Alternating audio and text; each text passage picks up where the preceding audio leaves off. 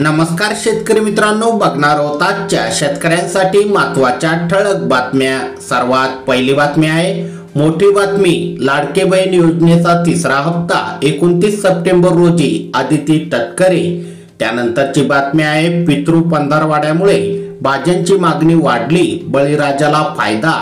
त्यानंतरची बातमी आहे पुणे विभागात 8000 हेक्टरवर सूर्यफुलाची लागवड। त्यानंतरची बातमी आहे कापूस, सोयाबीन, तूर पिकांवर कीड रोगांचा प्रादुर्भाव। त्यानंतरची बातमी आहे 40 गावातील 9 प्रकल्प ओव्हरफ्लो। त्यानंतरची बातमी आहे मध्य महाराष्ट्रासह मराठवाडा विदर्भात पावसाला पुन्हा सुरुवात। त्यानंतरची बातमी आहे हरियाणासह देशभरात शेतकरी करणार 3 ऑक्टोबर रोजी रेल रोको आंदोलन, पिपली महापंचायतीत निर्णय। त्यानंतरची बातमी आहे सातारा जिल्ह्यात लंपीचा प्रादुर्भाव, 250 जनावरांना लागण, 2 जनावरे दगावली। त्यानंतरची बातमी आहे सोयाबीनच्या लागवडीचा खर्चही निघेना। त्यानंतरची बातमी आहे पीक विमा कंपन्यांना नफा देण्यापेक्षा शेतकऱ्यांना मदत द्या, पालकमंत्र्यांना सत्ताधारी आमदारांनी सुनावलं। त्यानंतरची बातमी आहे माजलगाव धरणाची पातळी निम्म्यापुढे पोहोचली। त्यानंतरची बातमी आहे मत्स्य व्यवसायासाठी उच्चस्तरीय समिती स्थापन करू, केंद्रीय कृषी मंत्र्यांसह दुग्ध व्यवसाय मंत्र्यांची गवाही। त्यानंतरची बातमी आहे लातूरातील 8 पैकी 2च मध्यम प्रकल्प भरले।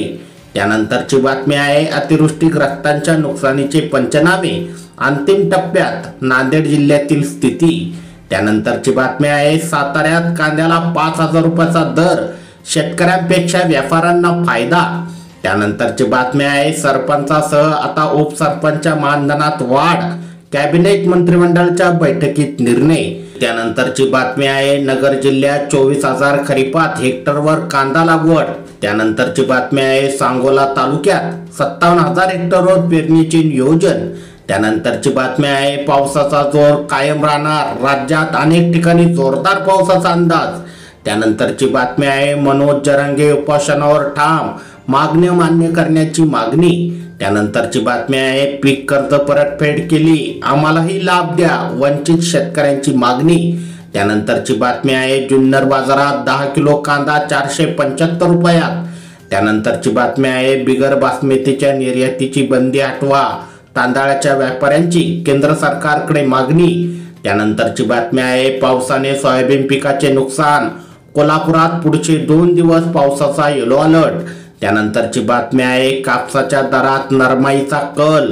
त्यानंतरची बातमी आहे महाराष्ट्रासह 2 राज्यात ऑक्टोबर पासून ड्रोनचं वाटप, महिलांना मिळणार ड्रोन। त्यानंतरची बातमी आहे मान्सून निघाला परतीच्या प्रवासाला, पश्चिम राजस्थान कच्छच्या काही भागात माघार। त्यानंतरची बातमी आहे सोयाबीनला सिल्लोडमध्ये कमीत कमी 4500 तर जास्तीत जास्त 4700 रुपये भाव। त्यानंतरची बातमी आहे यावलमध्ये कापसाला कमीत कमी 6100 तर जास्तीत जास्त 6750 रुपये भाव। अशाच प्रकारच्या महत्त्वाच्या शेतीविषयक बातम्या दररोज बघण्यासाठी खाली दिलेले सबस्क्राईब बटन दाबून बेल आयकॉन नक्की दाबा। धन्यवाद।